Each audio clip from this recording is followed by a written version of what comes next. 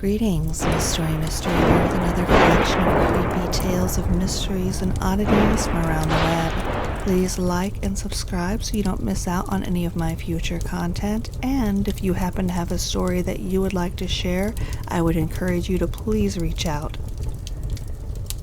Enjoy! I was about 9 years old. While sleeping, I suddenly opened my eyes and was facing someone kneeling down beside my bed staring at me. They were glowing green and had no discernible features other than the shape of a man kneeling beside me. I was terrified. I whispered, "Go back to bed," pretending it was my little sister. This thing then began to stand. I waved my hand through it, and it passed as if nothing was there. Now I was really afraid and screamed for my parents. This glowing man then stood up to about 6 feet tall and ran out of my room through the door. My parents woke and came running toward my room. I ran to meet them and ran straight into my closed bedroom door. My bedroom door was always left open. The loud bang frightened my father, who then turned on the lights and searched the house with a bat, while my mother, sister, and I hid in their bedroom. I have never been more frightened in my life. I will never forget that weird glowing dude staring down on me. 2 months after my brother and his wife bought a new house, they had to go out of town and needed their cats fed. Their house and my office are both a good drive from my apartment, but only a few minutes away from each other. My brother said if I wanted, I could just stay over in the guest room rather than driving among the 3 places. So I got the keys and instructions. I was staying there 3 nights, Monday through Wednesday. Monday evening was uneventful until about midnight. I was lying on the living room couch watching Conan with a cat lying on my chest. I started to drift off to sleep. The next thing I knew, I was standing in pitch black darkness. I completely freaked out. I had no idea where I was. I felt around in the dark and felt nothing. Finally, I realized there was actually a faint blue light coming from above. I moved toward it and then understood where I was. I was in the effing basement. The light was coming through the basement door at the top of the stairs, which leads to the kitchen. Just enough moonlight apparently made it through from a window elsewhere in the kitchen. I bolted up the stairs, turned on the kitchen light, and closed the basement door. I was terrified until I calmed down enough to come to the conclusion you probably already came to. I had sleepwalked all the way down the stairs after opening the basement door, which I know was closed. A couple things are important to the story. First, the basement. The house was very nice. Actually, more than they should have been able to afford. The only exception was the basement. I had only seen the basement once, when I first got the tour. It was totally unfinished, and was the one major thing they wanted to fix up. All they had down there was some boxes and the washer and dryer. I had no reason to want to go down there, and had kind of forgotten it existed. The other point is that sleepwalking is kind of a thing in my family, almost an inside joke. My brother talked in his sleep constantly and would sleepwalk sometimes, and it always scared the hell out of me. The idea of people doing things in their sleep just creeps me out to the core, still does. My brother knew this and would tease me about it, so it was known in my family that I had this phobia, but as far as I know, I had never ever sleepwalked until that night. The image kept playing in my mind over and over of me asleep, getting up from the couch, walking to the kitchen, opening the basement door, and shuffling down the stairs into total darkness. Creepy as all hell. Anyway, I saw the TV was still on in the living room playing Wedding Crashers. I watched the rest of the movie, trying to laugh and think of the sleepwalking as a funny story to tell my brother. When I went upstairs to go to sleep in the guest room, I stayed asleep. That was night 1. The next morning, in the light of day, it didn't seem that scary. I texted my brother about it and joked around. All day I wasn't bothered one bit, but as I'm walking out of my office to my car, I'm overcome with this sense of dread. All of a sudden, the thought of going to sleep in that house, and maybe sleepwalking again, is scaring me. So, I had a plan. I stop at the hardware store and pick up one of those rubber door stopper wedges. At the house, I jammed this into the crack under the basement door and kick it in until it's as far as it can go. I test it out trying to open the door, and it won't budge. Perfect. Later, I go upstairs and fall asleep. When I wake up, I swear to God I think I'm dreaming. I was standing in darkness again, but this time I know exactly where I am. The smell is the same. The concrete floor under my feet is the same. I look around for the light from upstairs, and it takes me longer to find it because it's farther away. Last night, I was only a couple feet from the stairs. This night, I was maybe 10 feet. I run up and turn on the kitchen lights. I see the rubber wedge on the kitchen floor a couple feet away as if tossed there. Again, I can't stop picturing myself sleepwalking. Out of the bedroom, down the stairs, trying to open the basement door, bending down and yanking out the wedge, and then slowly down into the darkness. I decided I was turning on the basement lights, and they were staying on. I opened the door and flipped the switch to the basement stairway. I saw there was a main switch at the bottom of the stairs. To give you a quick sense of the layout, the staircase splits the basement into two parts. To the right is a small area with the washer and dryer. To the left is a big open area. Anyway, I walked down and turned on the lights for the whole basement. That's when I noticed something I hadn't noticed when my brother gave me the tour. About 10 to 15 feet away, in the big area, there was a door to what looked like a small closet. This door was closed, but had no doorknob, just an empty hole, so it looked like it would freely swing open. I realized it was very close to where I had just awoken. Then an effing freaky thought came to me. It was as if each night I was heading to the door and getting a little farther each time before I woke up. As soon as that thought popped into my head, I had booked it up the stairs again, left the lights on, and closed the door. I went up to the bedroom, but it took me forever to fall asleep. That was night 2. The next morning, Wednesday morning, I woke up late for work. I didn't think about the basement at all because I was scrambling to get ready. At work, though, I was still curious about what was behind the door, so I texted my brother and asked. He replied, "Wait, why were you in the basement?" I realized that when I texted him the day before, I never actually told him where I woke up. So I tell him I woke up in the basement, actually twice in a row. After a while, he sends this novel-length text about how the basement is creepy, not to go down there, etc. How they tried putting the litter boxes in the basement and the cats made a mess in the house because they refused to go down. How he volunteers to do every chore other than the laundry so he doesn't have to go down there.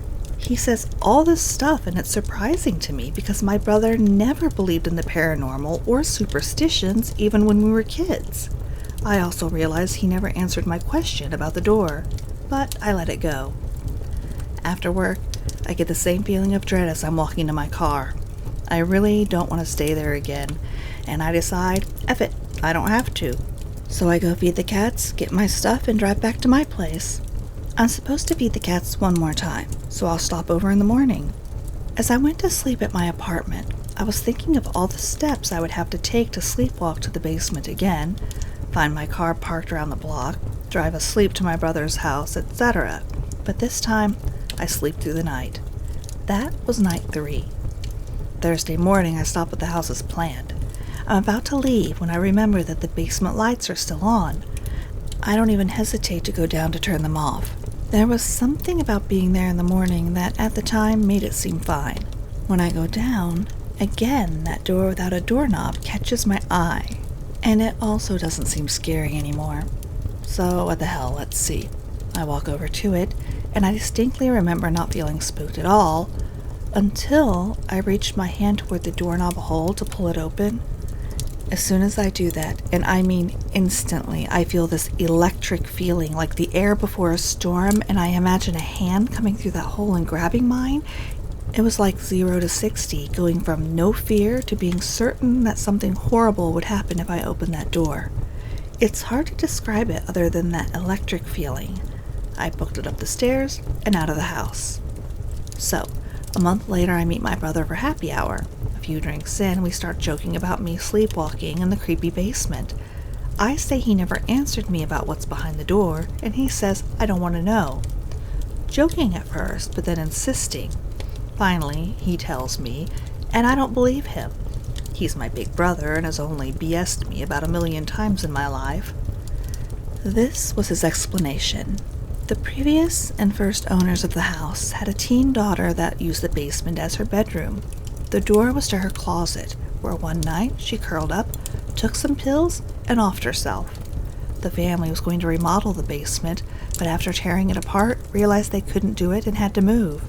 That was why only the basement was unfinished, and why my brother was able to afford the place. The seller had to disclose an unaliving happened in the residence.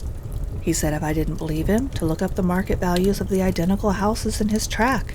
I know how much they paid for their house, and it was way lower. He and his wife considered themselves rational people and figured it was a bargain, but didn't want to tell anyone. After they moved in, his wife was fine with the basement, but he grew to hate it. He apologized for not saying anything to me before I stayed there, but he never thought I'd have any reason to go down there. Now here's what convinced me. I said, okay, the only thing that makes me kind of believe you is that the last morning I was there, I went over to the closet door, and at this point I see my brother's face change. And I continued, when I went to open it, the air felt like, and at the same instant I say electricity, and my brother says electric. At that exact same time, I saw his face, and I knew he was telling the truth. I've never stepped foot again in that basement, and I haven't sleepwalked since. Sitting on the sofa many years ago, watching TV next to my mom in the middle of the day, suddenly I feel something. Best way I can describe it is like a medium-sized bird's wing brush quickly past the side of my head closest to my mom. I turn around and she stares at me and says, "Did you just feel that too?" Behind us was a wall. All the doors and windows were closed, not a draft in the place. She still lives there, not a creepy place, and nothing similar has happened since. When I was about 5, my family and I were living in a big house in the countryside.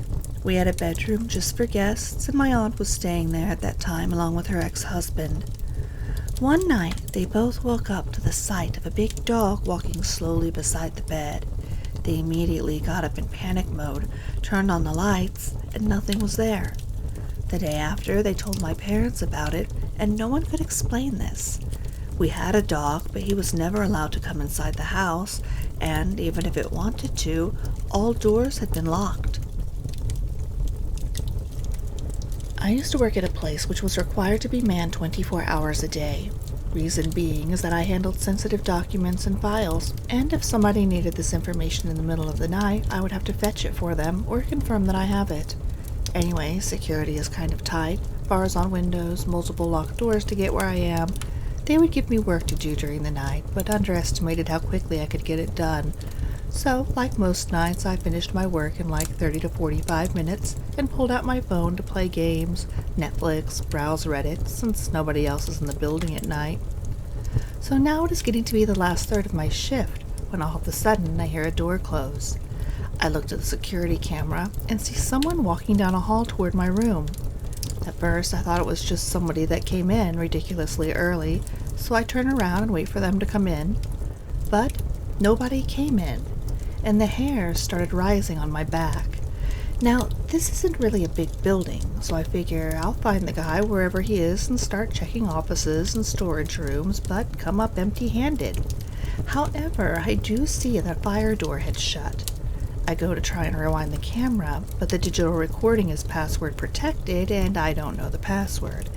Anyways, the whole thing freaked me out, the way the person was walking down the hallway like a determined walk right to where I was. So, I sit with my spine tingling for the last couple hours of my shift, and finally people start coming in, my replacement shows up, and I tell her what I saw, and at this point I figured I must have imagined the whole thing. I'm told to go home, and the manager and girl who replaced me would look over the camera. After getting home, I call my manager and ask what was on the camera. So, they said that the video showed the fire door closing, but then the video froze for about an hour. The next thing it records is me reopening the door. When I was 11, my family moved to a very old house. built in the 1890s, I think, in a different state. The first night there, I didn't have many of my things unpacked yet, and the TV wasn't hooked up, so I dragged out my keyboard to start to play. As I'm playing some terrible song I learned in music class, a chill goes down my neck.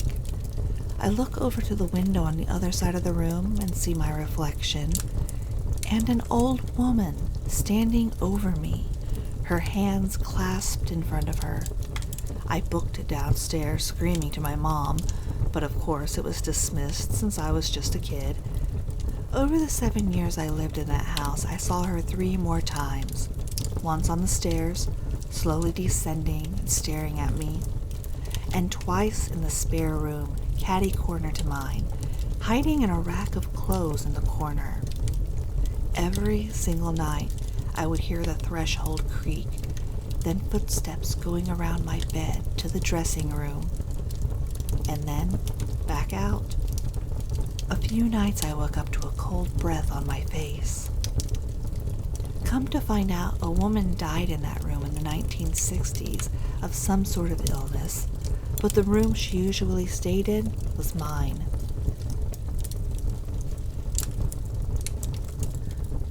I was at a random dive bar over this past summer with a few friends, having a good time.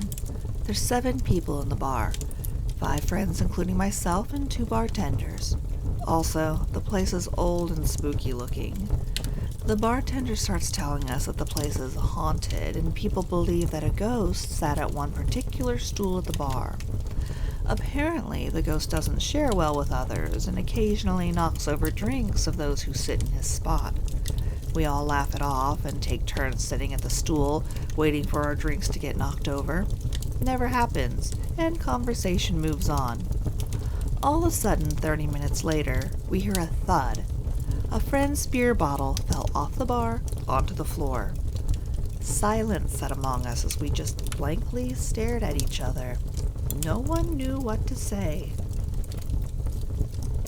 When I was around 16, my rapidly growing family finally moved from the house I'd spent my entire life in. As you would expect, we spent a lot of time fondly remembering things we used to do in the house as we were packing everything up. At some point, I decided to go into the downstairs closet with a flashlight and read, something I used to do when I was younger to get some peace and quiet. Now, this is one of those deep closets that goes under the stairs. It went back around 8 feet and then had a left turn into a very low, maybe 3-foot high space. This space was largely occupied by a mountain of old blankets and stuffed animals. Of course, this was the most fluffy spot to sit and read. After about an hour, I shift a little to get comfortable, and I hear a low, slow, warped, hoarse voice say, "You always make me happy."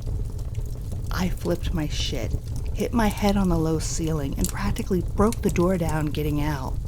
After hyperventilating and explaining to my family why there was no color left on my face, I went back to see what it was. It was my stuffed little bear from when I was 3 or 4 years old that I happened to lean on just right to press his belly. When I pressed his stomach again, though, nothing. This poor bear I hadn't played with since I was a toddler used the last of its power, used its last dying breath to tell me I made it happy. You make me happy too, little bear, when you're not making me piss myself. It was about 3 a.m. in the back alley behind my apartment in the crappy part of town I used to live. I had been up for a while thanks to insomnia, and it was starting to get to me. My dogs begged to go outside, so I put their leashes on them and took them to the small lot on the other side of the alley. While I was there, I saw a well-dressed, pale man walking down the street that intersected with the end of the alley. He was whistling to himself like he had just aced a job interview. Suddenly, he turned to me, pointed his finger at me, and just screamed like that guy at the end of Invasion of the Body Snatchers. His face didn't look human, but almost demonic. I grabbed my dogs and hightailed it inside and upstairs, then locked my apartment door. Didn't hear a peep for the rest of the night. The next few days, though, I kept waking up to knocks on my door at precisely 3 a.m. and when I went to check through the peephole, nobody was there. My father yelled to my sister downstairs to put her clothes in the washing machine, and 2 seconds later we both heard a very deep voice directly behind us say, "No." And then my sister yelled no, and my father and I stared at each other and flipped out because there was no one else in the house.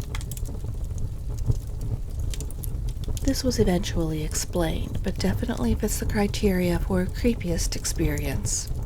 When I was about 7 or 8, I was laying in bed trying to sleep through a brutal thunderstorm. I was the only person sleeping on the second story of a 150-year-old farmhouse. The house creaked and settled and was thoroughly terrifying to me as a child, so much that I usually slept with the lights on. I just knew there were legions of ghosts and monsters ready to attack me. So this thunderstorm wasn't doing anything for my nerves. I finally got to sleep, but was awakened by deafening thunder. I looked up to see the wall near the foot of my bed with blood streaming down it. All the nightmares were coming true. The problem was, I wasn't allowed to leave my bedroom. My parents had gotten tired of hearing that I was scared, so I lay there all night watching the blood drip down from the ceiling, paralyzed with fear. Finally, morning came, and I went barreling out of the room to get my parents. I pictured one of those moments like in It where only I can see the blood, but no, my parents could see it too. It turns out that after 100 or so years, the dark red bricks of the chimney were dissolving and the dust from them formed a sludge in the rain. When I was 14 or so, I came home from school one day and went to the kitchen to make myself a snack. I opened up the cutlery drawer, and the forks were slightly different. The tines were a subtle yet distinctly different design than the forks we'd always had. I asked my parents when they got home when we got new silverware. They said those were the same forks we've always had. I had been using those forks all of my life. I knew that these ones were not the same and was adamant. My dad just shrugged and said, "The times, they are a-changing." I was 19 and working at the mall at the jewelry store. A man kept calling and asking for me.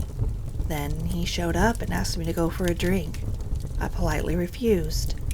He decided to sit outside the store and watch me for my entire shift. I told my manager, who didn't care, told me he could sit on any bench he wants. When it was closing time, I reminded my manager that the creepy guy was still there and wanted him to walk with me. We dropped the money at the bank, and then we headed to our cars. I asked my manager to walk me to my car, but he said I'd be fine. It was just a few rows away, after all. I tried to get to my car as quick as I could and get the hell out of there. Then the guy pulled up in a giant blue Dodge truck and tried to pull me into the vehicle. I got away and hopped in my car, but he boxed me in and started punching and slamming on my car, trying to break the glass or get me to open the door. I don't know what. But, much to even my own surprise, like a knight in polyester armor, a mall security guard came running over and was hollering at him. The dude took off in his stupid oversized Dodge, and the security guard called the police. When they arrested the guy, they found his truck full of guns and rope and trash bags and duct tape. You can keep your ghost stories. Those don't scare me. People scare me. I hope you enjoyed these creepy tales. If you did, please like and subscribe, and I will be back with more mysteries and oddities from around the web soon.